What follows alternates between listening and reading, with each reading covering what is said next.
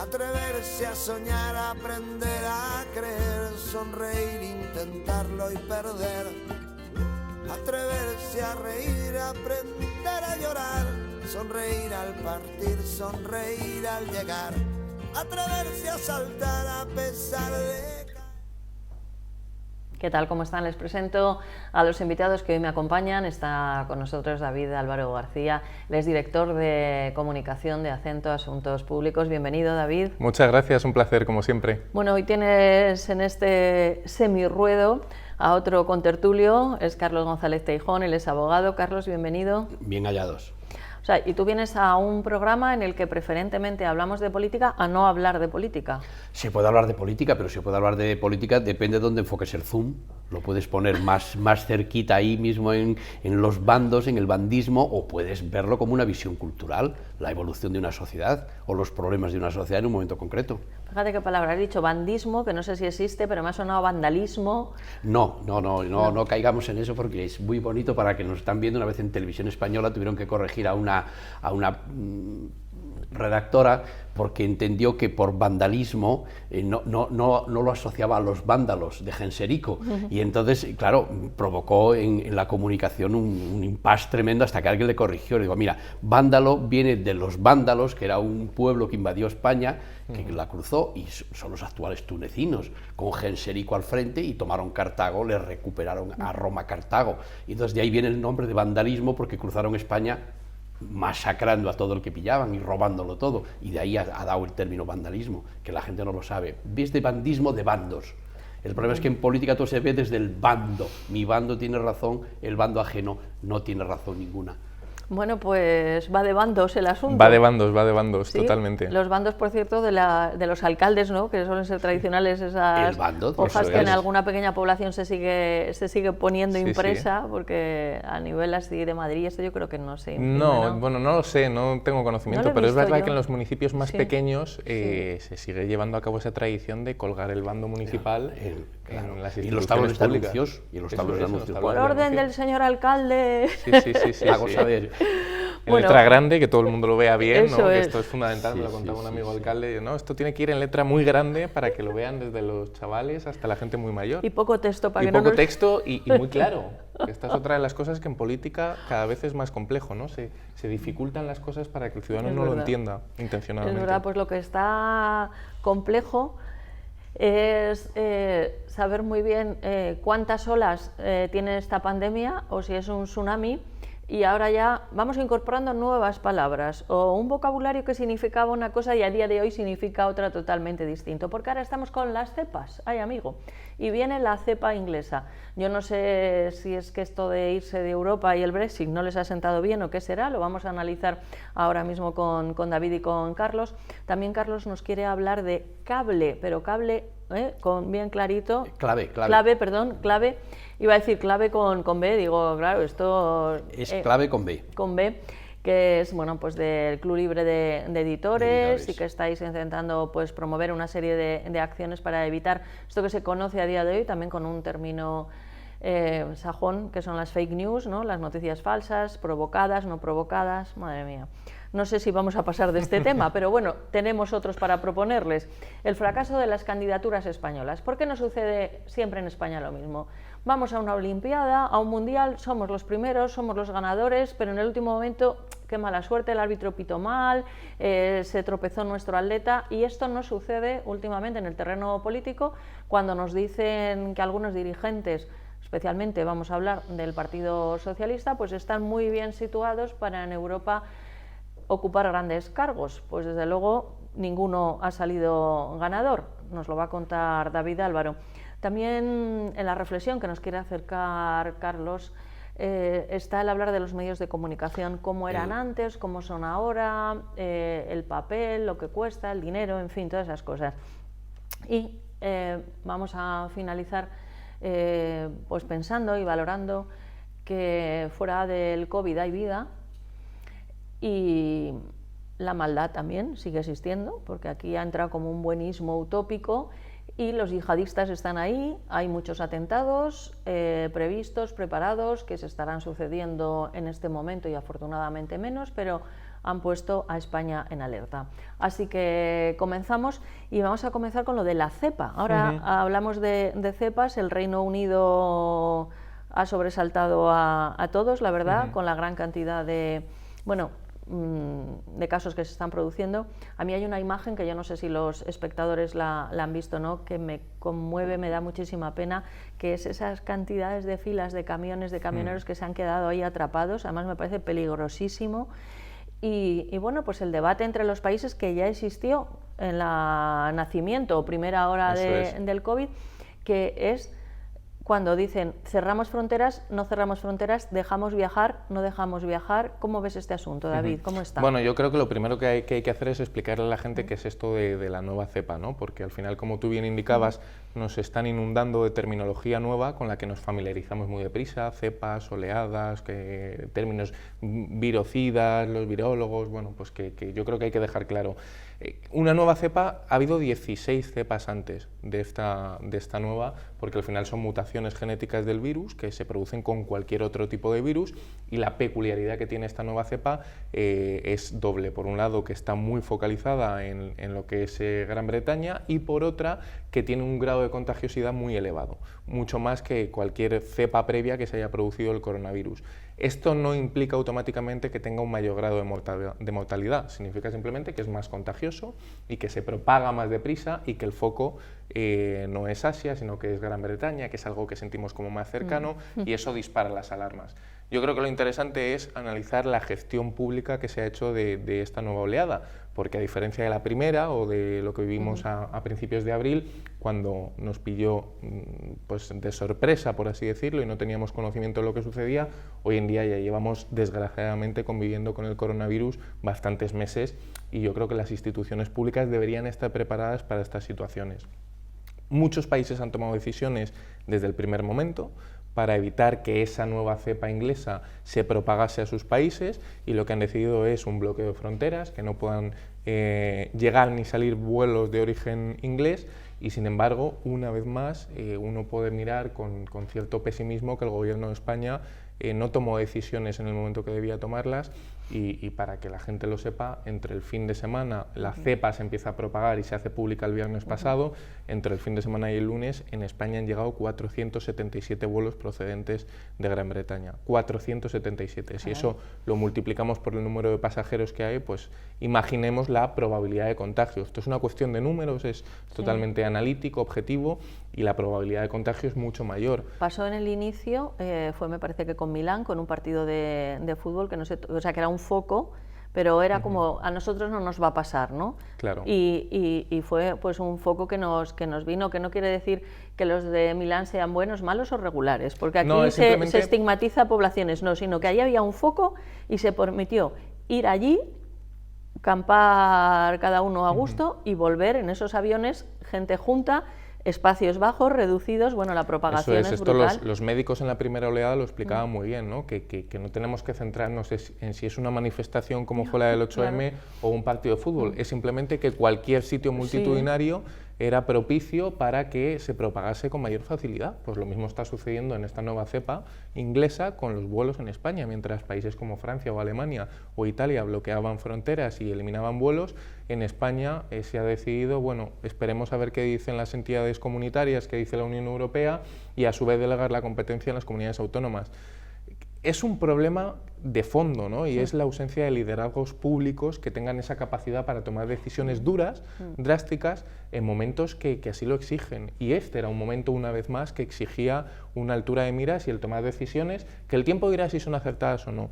Pero lo que el ciudadano medio no suele tolerar es la indefinición. Bueno, vamos a esperar, vamos a consensuar, vamos a hablar, porque son situaciones excepcionales, de urgencia, son situaciones de crisis que exigen unas medidas concretas, y aquí al final no se tomaron. ¿Qué ha pasado? Pues que se ha determinado que finalmente se tomase la decisión que otros países habían tomado, que es el bloqueo con los vuelos, pero además con una información ofrecida por el gobierno cuanto menos inexacta, ¿no? Que era que la decisión se había tomado coaligada con Portugal, cuando curiosamente, y esto es público, cualquiera se puede meter en la página de presidencia del gobierno de Portugal, que el día de antes ya había anunciado que esa misma noche bloqueaban los vuelos, y un día después España dice que tomó la decisión conjuntamente con Portugal.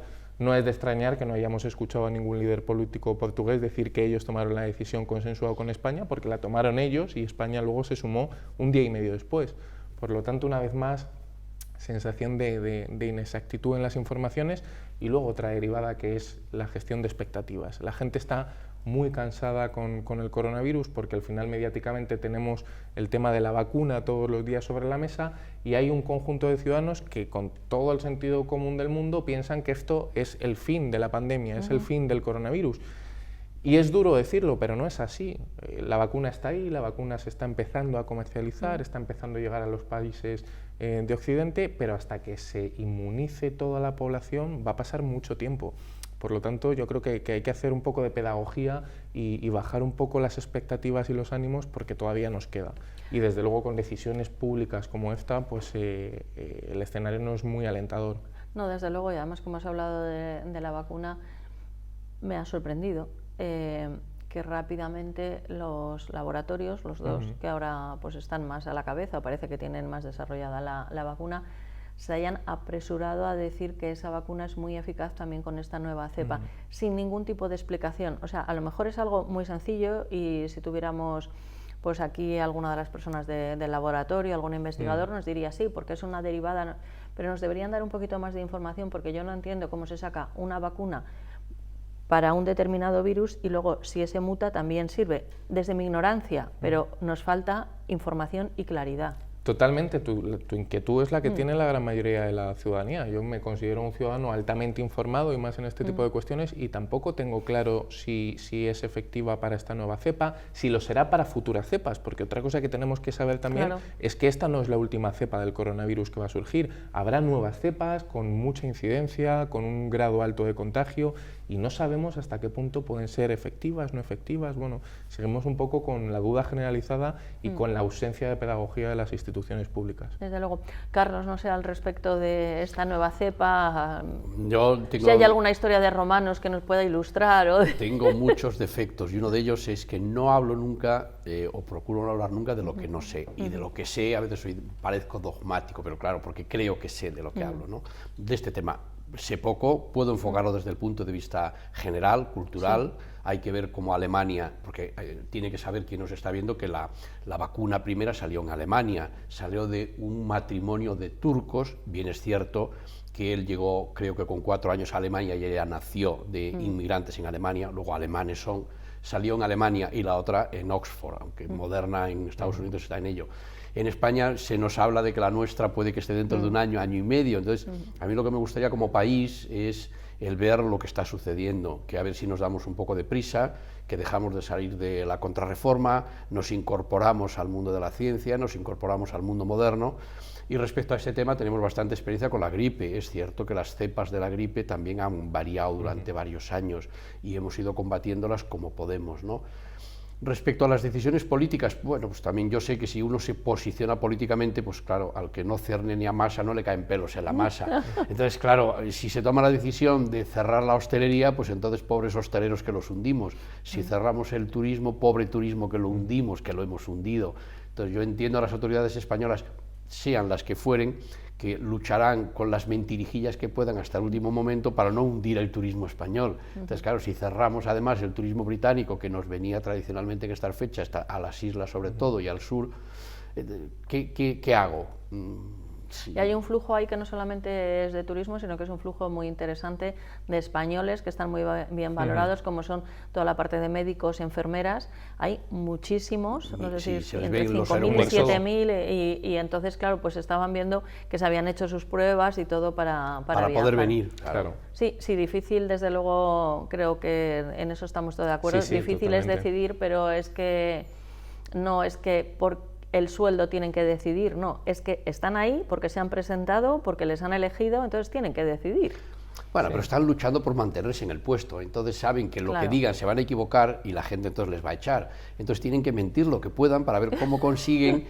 Claro, eso hay que decírselo a las personas que nos están viendo, ¿no? Y oyendo, hay que mentir lo que puedas para en el futuro que me vuelvas a votar. Eso es inherente, va en el sueldo. Bueno, yo creo que o sea, entendiendo totalmente esa visión, que al final la mentira acaba saliendo. Sí. Y yo creo que si algo ha demostrado la política a lo largo de la historia es que aquellos que mienten se acaba demostrando. Y no te aguanta una mentira prolongada en el tiempo.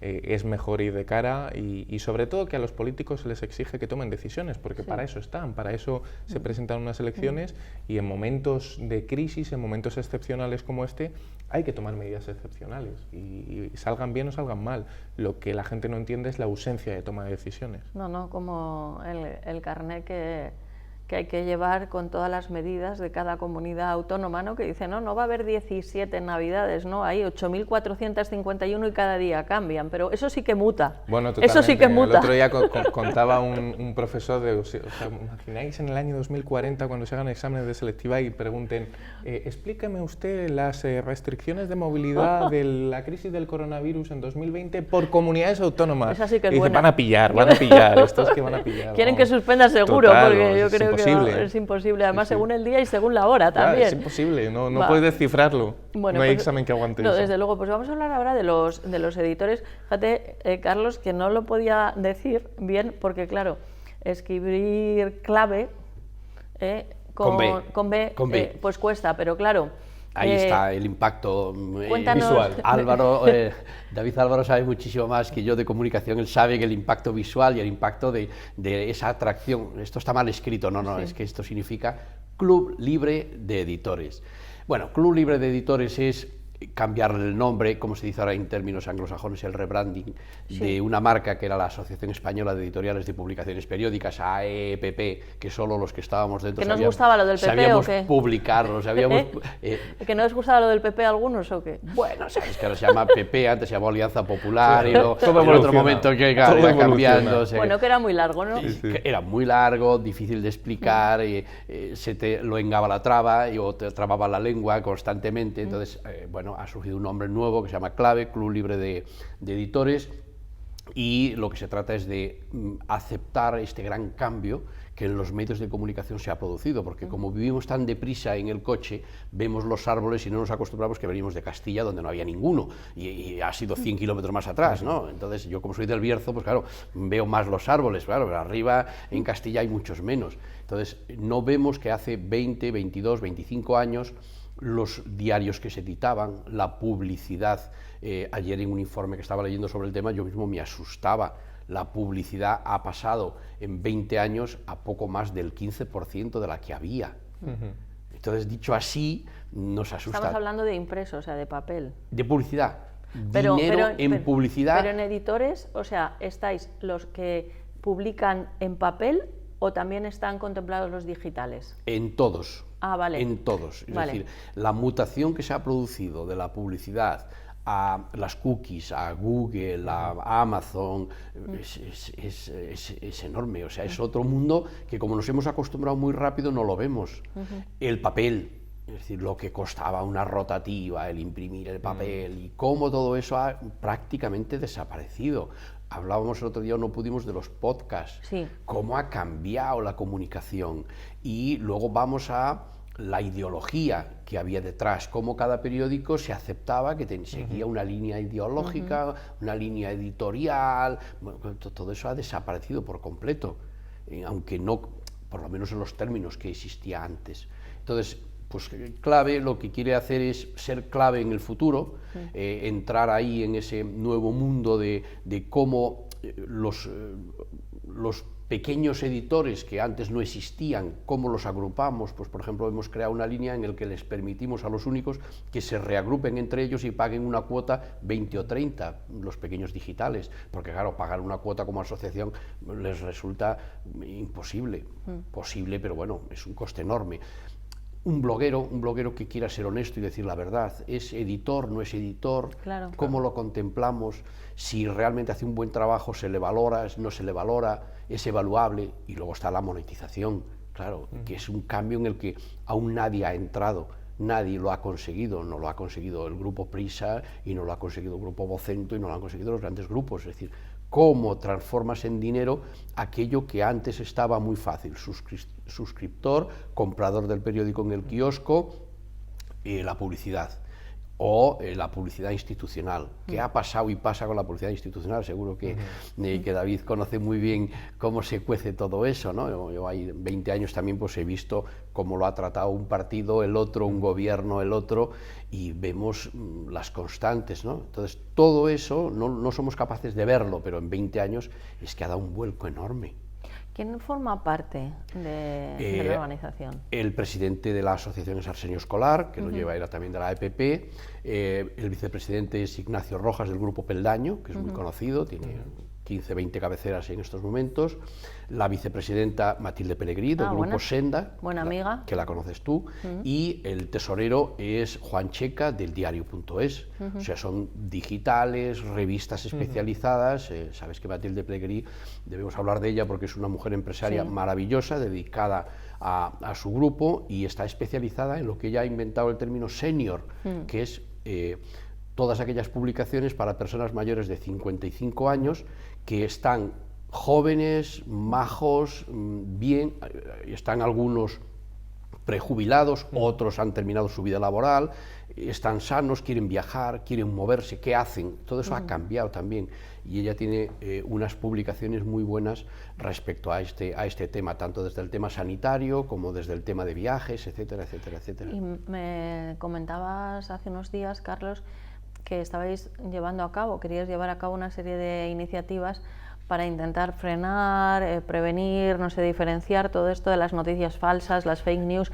Es algo más que noticias falsas, porque las fake news, o sea, si fueran a juicio, digamos, tendrían todos los cargos: nocturnidad, alevosía, premeditación. O sea, quiero decir, no es que alguien ha dicho una cosa confundiéndose, sino que está pensado para hacer daño.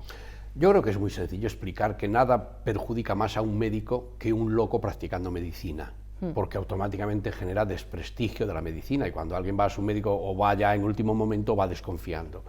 Por lo tanto, nada perjudica más a un editor que una mentira, porque entonces todo el mundo creerá que lo que se está editando es mentira. Eso es una lógica aplastante. Por lo tanto, es verdad que se está luchando desde dentro con estas iniciativas con las que yo no estoy muy de acuerdo, de el autocontrol, los autocomités, bueno, ya sabemos, y más en España, ¿no? que hemos dado al mundo dos maravillas que son la novela mística y la novela picaresca, ¿no?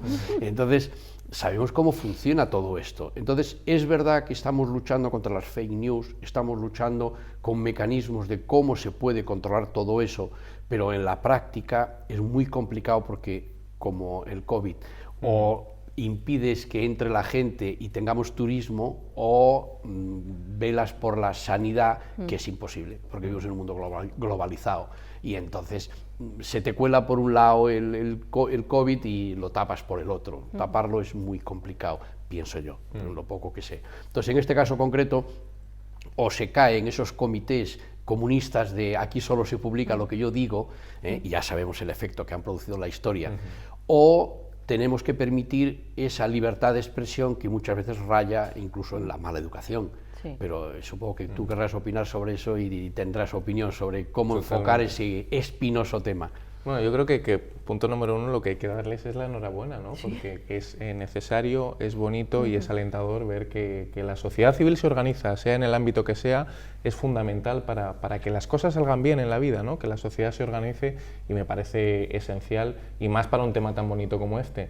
Sobre las fake news, pues, y la desinformación, porque no solo es la mentira, es la desinformación, que no es automáticamente mentira, sino información pues sesgada, interesada, y de eso, como tú bien decías, es que ha habido un cambio de paradigma, es que hemos evolucionado muchísimo en muy poco tiempo. Antes, que sucedía una cuestión puntual, pienso un atentado, y tú hasta el día siguiente no tenías un poco la información desmenuzada del tipo que estaba del periódico en el sitio de campo, ¿no? Y ahora, inmediatamente al segundo, tienes información vía online, en directo, de lo que sucede. Por lo tanto, es muy complejo, como tú bien decías, ponerle puertas al campo, ¿no?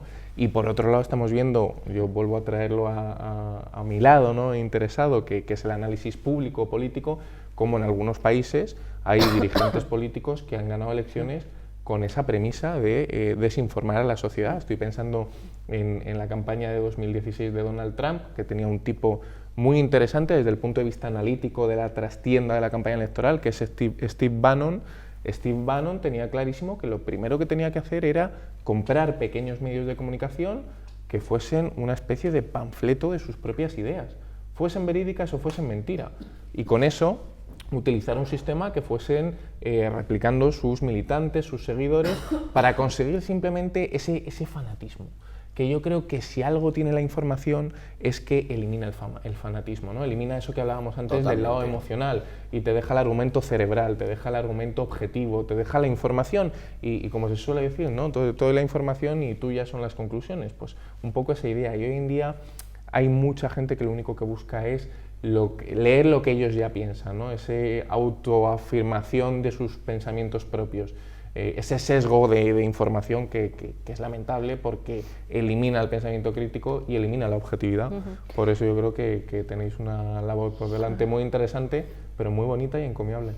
Afrontar un futuro muy incierto. Mira, hay una anécdota muy bonita que la debemos contar y la cuenta Arsenio Escolar de su propio padre, que llegó a su padre y le dijo, su padre dice, bueno, ¿y para qué me traes las noticias de ayer? Dice, ¿cómo las noticias de ayer? Te traigo el periódico que acaba de salir esta mañana. Y dice, sí, pero es que tú solo me puedes dar las noticias de ayer, porque yo ya ayer por la tarde, tanto en la radio como en algunas televisiones, como a lo mejor a través del propio teléfono móvil, yo ya tengo la información ayer. Luego lo que tú me traes hoy en el periódico es todo de ayer, luego ya no me vale. Es para explicar sencillamente cómo los periódicos han ido fracasando. Así es. Sí, porque tienen noticias de ayer. Claro, pero yo ahí cuestiono varias cosas que se cuestionan dentro de nuestra profesión. Hay gente que no, pero en una mínima reflexión es como lo de la exclusiva, ¿no? Hoy en día esa palabra está muy pervertida, quizás por programas del corazón que son exclusivas pagadas, con lo cual creo que es como que choca, ¿no? Una exclusiva y pagada, pero bueno, se entiende que es algo que nada más lo vas a tener tú, pero porque has pagado. Entonces, el correr por una exclusiva o por dar una noticia es muy peligroso. Yo, por ejemplo, ahora llevo 3 años que no hago radio, pero siempre estábamos en directo cuando por Twitter, o sea, por alguna red social, había muerto alguien. Y había muerto alguien importante, conocido, y entonces inmediatamente hay muchos compañeros, y en medios buenos y prestigiosos, o sea, no quiere decir que solamente sea la juventud o las ganas de contar lo que pueda suceder. Ha muerto no sé quién, entonces te dicen por aquí y claro, pues tú tienes como, pues lo voy a contar, porque cuentes que ha muerto alguien, es que tampoco te van a dar un premio, ni a lo mejor no es el momento, ni a lo mejor lo estás contando bien, o que nos estamos alegrando de ser el primero en dar una muerte. No, o sea, yo la valoración ahí haría muchas cuestiones al respecto, pero es que se han dado por muertas personas que no han muerto, y es porque hemos dado veracidad a algo. Entonces, la inmediatez no quiere decir que tengas la información correcta. Entonces, a lo mejor Arsenio, que decía, me estás trayendo las noticias de ayer, a lo mejor resulta que lo que estaba publicado tienes que meterlo en rotativa y tal, pero a lo mejor al día siguiente está posado, está contrastado y es información real. Lo otro son datos muchas veces que, no sé, a mí por ejemplo dice, ha estallado ahora con lo de los atentados, que luego hablaremos de atentados yihadistas, un camión en la ciudad de no sé dónde, y dicen, bueno, se contemplan todas las causas, ¿no? No se descarta ninguna causa, vale, o sea, información cero. Pudiera tratarse de no sé qué, sí, claro, o de una bomba o de 20.000 cosas. Entonces, ahí, Carlos, es verdad que la inmediatez es importante, que las cosas han cambiado, pero han cambiado en algunos aspectos para ofrecer información no contrastada, explicada por gente que no sabe. Por ejemplo, las Torres Gemelas, fíjate el tiempo que ha pasado, pero hace pocos días volví a ver la película maravillosa de un piloto estupendo que aterrizó en el río Hudson, fueron 9 años después de las Torres Gemelas, y aquello fue un impacto, ¿no? Pues para analizar cómo se pudo hacer ese amenizaje, creo que es el término correcto, sí. Yo tendría, perdonadme, pero no os tendría a vosotros, tendría a un piloto. A un piloto además de líneas comerciales, que me explicara cómo es posible, cómo no es posible. Entonces estamos atreviéndonos, bueno, y perdonad por el discurso, pero estamos atreviéndonos mucho a dar cosas como ciertas sin contrastar. Totalmente de acuerdo. Cierto, parte de ello son las fake news. Sí, sí. Pero bueno, mira, hoy en un medio de los conocidos nacionales, no hace falta darle el nombre, viene ese tema. Una escritora periodista americana ha hecho un estudio sobre las vacunaciones en Estados Unidos y da dos noticias. El índice de niños que ante las vacunas habían tenido fiebre y el índice de niños que habían tenido reacciones adversas, y un niño que le provocó el que a los 3 años, lo acorto, fuera declarado autista. Preguntado después, resulta que ¿qué le quedó en la cabeza a la gente? ¿Y qué impactó? Lo emocional y los datos. Claro. Lo segundo, y cuando preguntaba sobre las dos noticias, ¿cuál recordaba la gente en un 70-80%? La segunda. Claro. Y no la primera. Y sin embargo, todo el esfuerzo de las autoridades americanas explicando los efectos positivos de las vacunas, los mínimos efectos negativos, no calaba en la gente como el negativo. Esta mañana he tenido una prueba médica en nuestro maravilloso hospital, que lo tengo que decir, que a mí me han tratado y me tratan maravillosamente en nuestro hospital de Majadahonda. Y me dijo Puerta de Hierro. En Puerta de Hierro. Y me dijo el médico, tengo una hermana en Estados Unidos, dice, y estoy asustado, porque ella me ha llamado alarmada. Si supierais la cantidad de gente que se está negando a vacunarse en Estados Unidos, es increíble. Y creen mucho más el bulo expandido en su congregación religiosa que lo que su médico de cabecera le demuestra. Bueno, es que no podemos olvidar que es que la información va tan deprisa que se nos olvidan las cosas. Que ha habido un presidente en Estados Unidos que llegó a decir, pinchense ustedes lejía, que esto acaba con el coronavirus, y ese mismo día hubo 100 personas ingresadas en Estados Unidos porque se habían inyectado lejía. Pero esto le pasa a Donald Trump y le pasa a grandes medios muy consolidados, porque hace poco también veíamos a la BBC sacar una infografía, que no sé si pudisteis ver, sobre las vacunas y de dónde procedían los fondos. Todos los fondos de las vacunas eran fondos públicos. Una semana después, esto ha tenido un impacto tremendo, se ha compartido en todos los sitios. Una semana después, la propia BBC ha tenido que enmendarse la plana, pedir disculpas y hacer una infografía veraz, donde se veía que el 80% del capital era privado y había un 20% que era público en todas las vacunas. ¿Qué ha pasado? Que eso se ha diluido. Se ha quedado el primer impacto y el segundo queda diluido. Es una pena. Claro, pero mira, por ejemplo, a Donald Trump, que es un personaje que es muy fácil de parodiar, porque su pelo, y luego tiene este primo hermano, ¿no?, que es Boris Johnson, porque son de la misma familia. Vamos, por favor. Entonces es muy fácil, por la manera en la que habla, por la manera que se comporta y tal, parodiarlo. Y además nos viene muy bien que, fíjate, que el ridículo sea el presidente de los Estados Unidos. Pero aquí no nos han dicho que tomáramos lejía, nos han dicho que las mascarillas no servían para nada, porque no había. Entonces, lo que pasa es que eso se parodia de otra manera. Es que en ese momento los expertos, que son unos entes... O sea, mira, me declaro católica, cristiana, practicante, ¿no? Y entonces hay cosas que son artículos de fe. O sea, es cuestión de fe. A mí me dice, pues es que la Virgen María, bueno, pues es mi fe. ¿Cómo me lo explica usted y me lo documenta? Bueno, es que yo creo en ello, ¿no? Bueno, pues aquí hay que creer en el gobierno porque se han convertido, contrariamente a lo que piensan, en un artículo de fe. Pero nos han dicho cosas que pueden parecer no tan peligrosas como lo de la lejía, pero si vamos a ver 100 personas, no le estoy quitando importancia, pero 100 personas con la cantidad de millones de personas que viven en Estados Unidos, pues a lo mejor resulta menos dañino, siendo una barbaridad, que el que todos los millones, 47, 48 millones de españoles, hayamos pensado que la mascarilla no servía para nada porque no teníamos. Así es. Porque no teníamos. Bueno, que me pierdo, Peláez, reconduce. A ver, ¿qué pasa con las instituciones europeas? Que vamos a tener un montón de españoles ahí al frente de las instituciones europeas y vamos fracaso tras fracaso. Pues sí, en poco más de 3 meses ha habido 4 candidaturas que ha impulsado el Gobierno de España para distintas instituciones. Nos acordaremos de Nadia Calviño para el Eurogrupo, Pedro Duque para la Agencia de Ciencia, León como la sede central de la Agencia Tecnológica Europea, y todos han ido cayendo poco a poco, ¿no?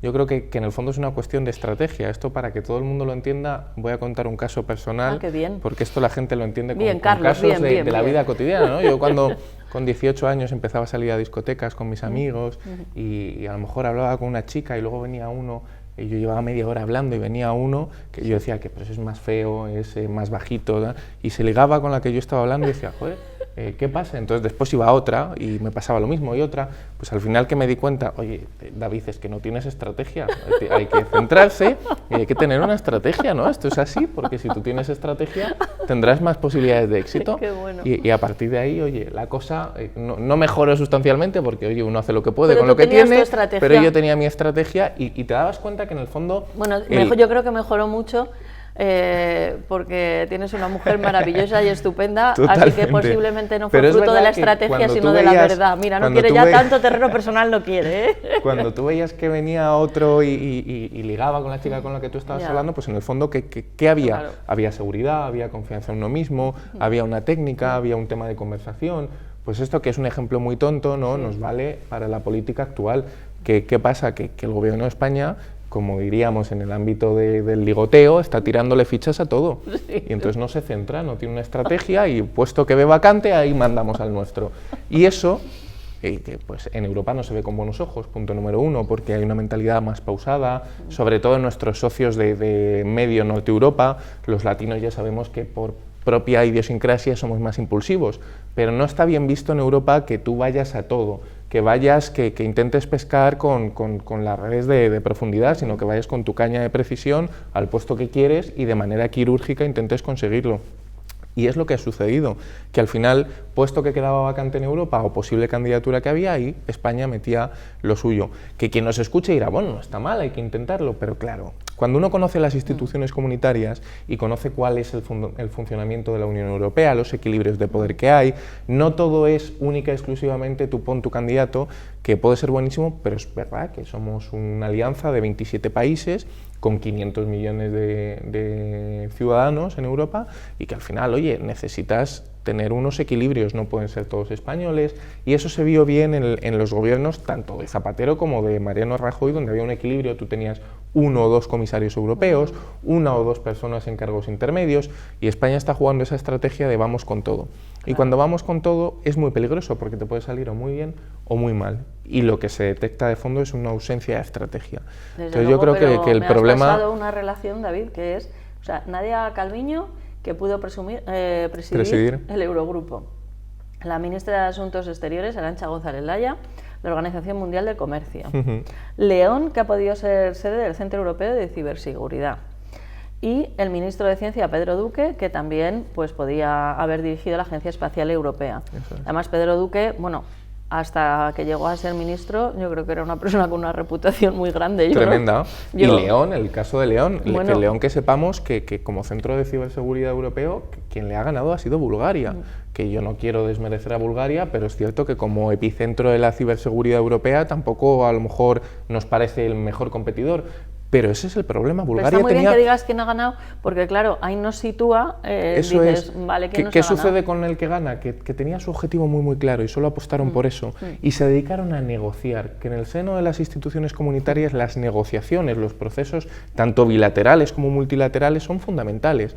La explicación, el consenso, porque al final no basta que tú digas, vuelvo al ejemplo del ligoteo, oye, yo confío todo en mi arquitectura facial y mi complexión, que es estupenda, mido 1,90 m y soy un tipo que, bueno, voy a llegar y me van a comer a besos, Claro. ¿no? Pues no es así, porque al final no todo el mundo ve las cosas igual. Y eso le ha sucedido a Pedro Sánchez, que también se cree muy guapo y entonces ha intentado posicionar a sus chicos y no ha llevado a cabo una estrategia ponderada y pensada en el seno de las instituciones, que sí que es lo que han hecho los que han salido victoriosos. Bueno, es que al decir Pedro Sánchez me ha saltado un titular que, bueno, a lo mejor justificado, pero no lo sé, yo creo que no tiene justificación. No sé si ustedes habrán leído que en una entrevista que le hicieron a Macarena Olona de Vox, dijo que desde luego en un confinamiento, en un hipotético confinamiento, le daban a elegir entre Pedro Sánchez y Pablo Casado y dice que se quedaba con Pedro Sánchez.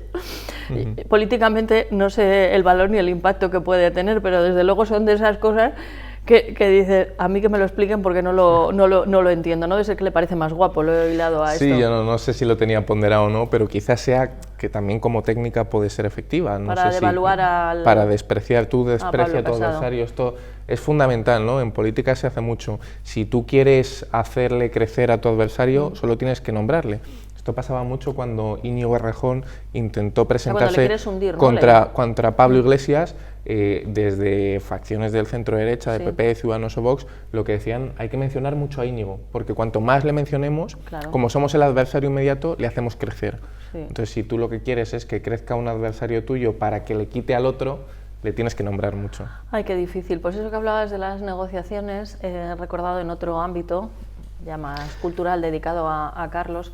Tuve pues el privilegio de presentar muchos años un programa estupendo que se llama Caliente y Frío, editado por Álvaro Luis, con la producción de Isabel Roba.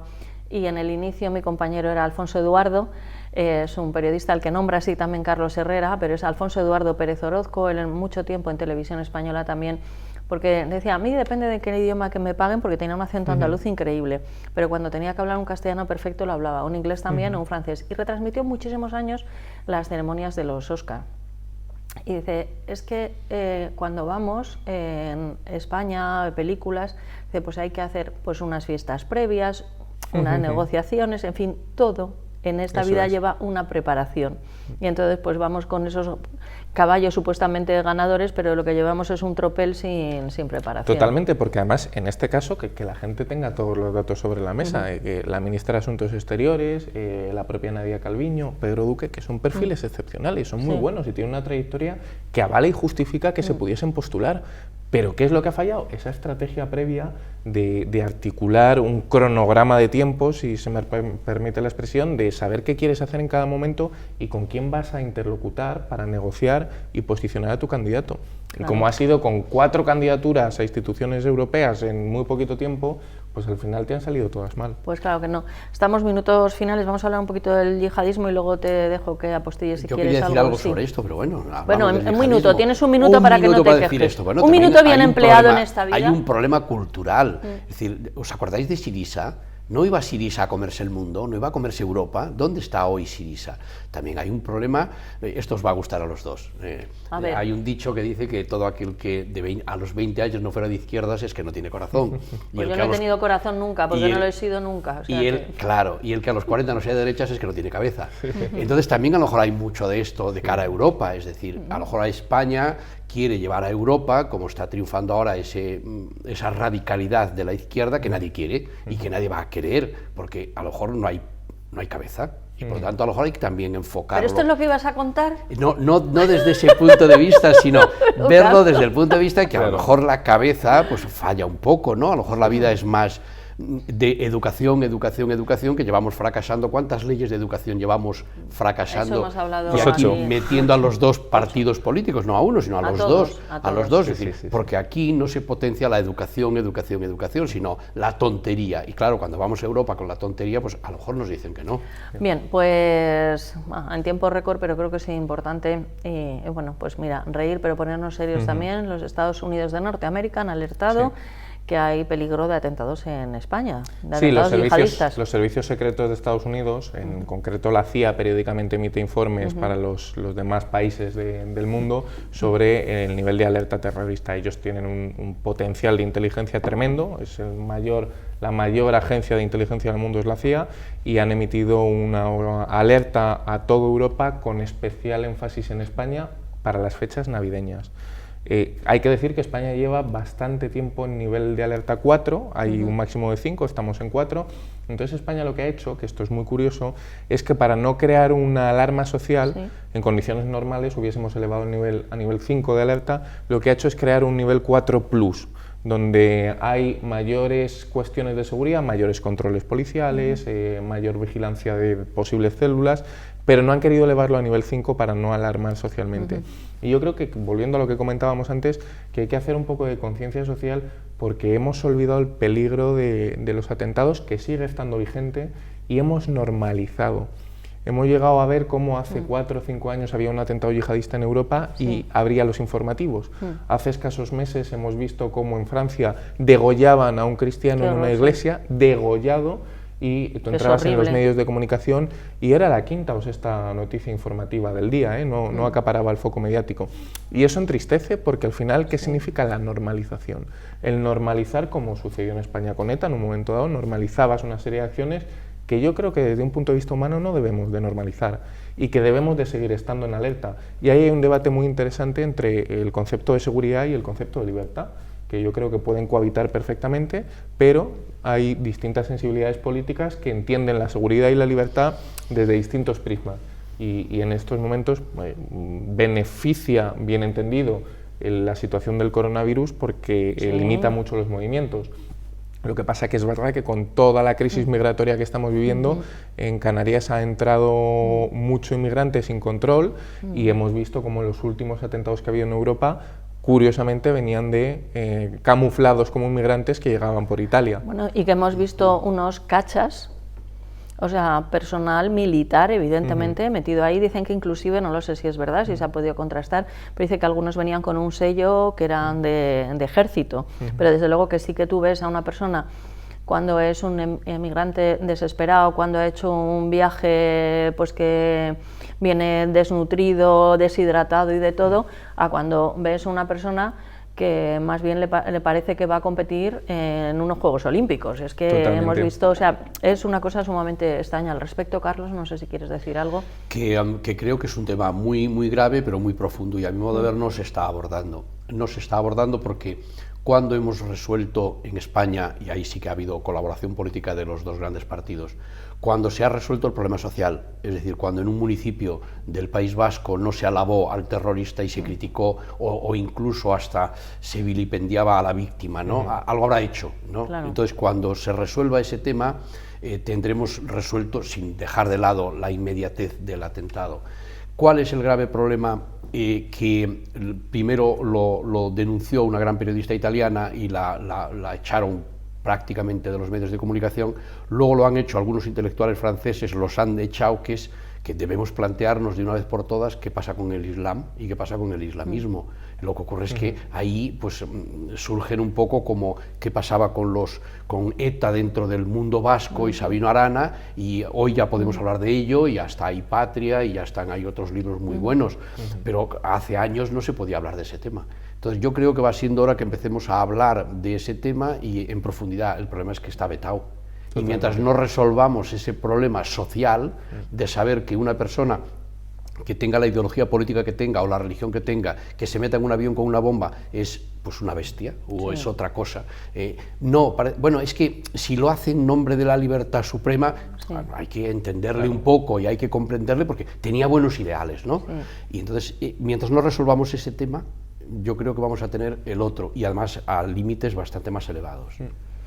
No sé si quieres añadir algo, David. No, lo que tú comentabas al principio de la fe, ¿no? A mí me da mucha pena como ciudadano, y esto es una cuestión personal, que parece que hay creencias de primera y de segunda. Cuando hay un atentado o se comete cualquier tropelía contra una sinagoga, contra una mezquita, todos nos escandalizamos, pero cuando degollan a un cristiano en una iglesia católica, pues pasa muy desapercibido.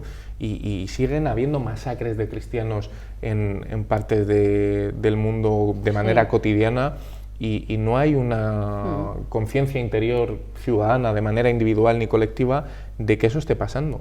Parece ser que uno tiene esa sensación de que hay creencias de primera y de segunda. Sí, eso que decía Carlos me recordó a la época en la que ETA preferentemente mataba guardias civiles, no solamente guardias civiles, pero no es matar solamente, asesinaba, volaba por los aires, destrozaba en pedazos a sus familiares y a sus hijos.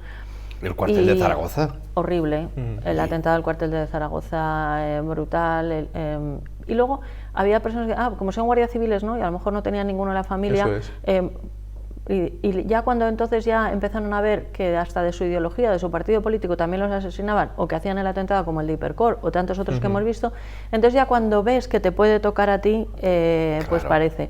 Y lo que dice David es verdad, desgraciadamente a día de hoy sigue habiendo muchas persecuciones debidas a la religión, a todas las religiones, y a la católica también. Sí. Bueno, están los coptos egipcios, no hay más que verlo, y en Nigeria no tenemos más que ver, si queremos ver las noticias y escudriñar un poco, los ataques por ser cristiano en el norte de Nigeria están a la orden del día.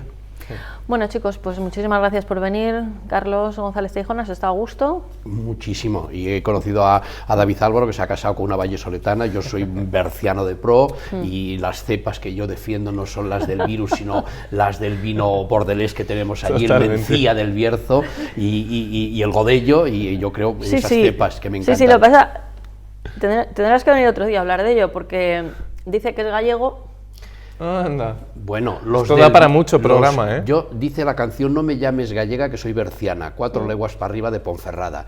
Pero yo soy de Ponferrada, del Bierzo. Lo que pasa es que hay que cerrar los ojos. Si yo soy, después de ser berciano, que solo soy berciano, soy algo, soy gallego. Lo que no soy es castellano, porque a miña lengua, eu cos meus padres nunca falei en castellano. Mira, entre... Yo soy de déjate de historias. Ole ahí, iba a chocar, pero no podemos. Ahí te he visto bien, David. Bueno, tú volverás seguro. Muchísimas gracias. Un placer, como siempre. David Álvaro García, que es director de comunicación de Acento Asuntos Públicos. Hemos también con González Teijón, Carlos, que es una delicia. Bueno, y a todos ustedes muchísimas gracias por seguirnos, y una recomendación: que sean ustedes malos, pero que puestos a ser malos, que sean muy, pero que muy malos, porque dicen los que entienden de esto que es divertidísimo.